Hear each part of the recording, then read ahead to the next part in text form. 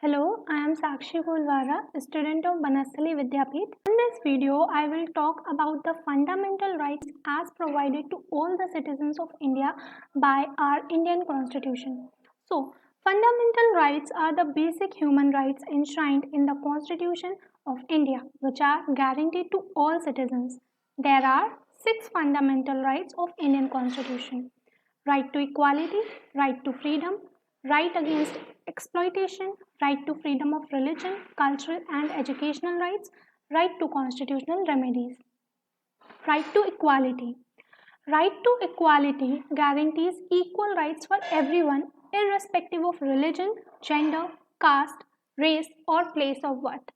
It ensures equal employment opportunities by the government and ensures against discrimination by the state in matters of employment based on caste, religion, etc. This right also includes the abolition of titles as well as untouchability. Now, right to freedom. Freedom is one of the most important ideals cherished by any democratic society. The Indian Constitution guarantees freedom to citizens.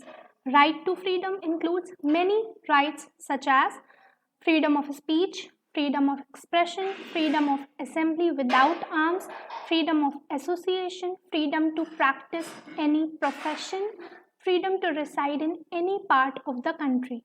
Some of these rights are subject to certain conditions of state security, public morality, decency, and friendly relations with foreign countries.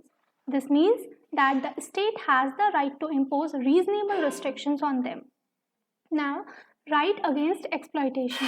This right implies the prohibition of traffic in human beings, begar, and other forms of forced labor. It also implies the prohibition of children in factories, etc. The Constitution prohibits the employment of children under 14 years of age in hazardous conditions. Right to freedom of religion. Right to freedom of religion indicates the secular nature of Indian polity. There is equal respect given to all religions. There is freedom of conscience, profession, practice, and propagation of religion. The state has no official religion. Every person has the right to freely practice his or her faith, establish and maintain religious and charitable institutions. Now, cultural and educational rights. These rights protect the rights of religious, cultural, and linguistic minorities by facilitating them to preserve their heritage and culture.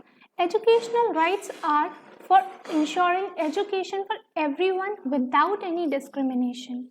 Right to constitutional remedies. The Constitution guarantees remedies if citizens' fundamental rights are violated. The government cannot infringe upon or curb anyone's rights. When these rights are violated, the aggrieved party can approach the courts. Citizens can even go directly to the Supreme Court, which can issue writs for enforcing fundamental rights. Rights and duties go hand in hand. Before we complain of the inadequacies of the system and claim our rights, we must consider our responsibility and fulfill the duties. So, to enjoy these fundamental rights, every person should be aware about their rights as well as duties. Thank you.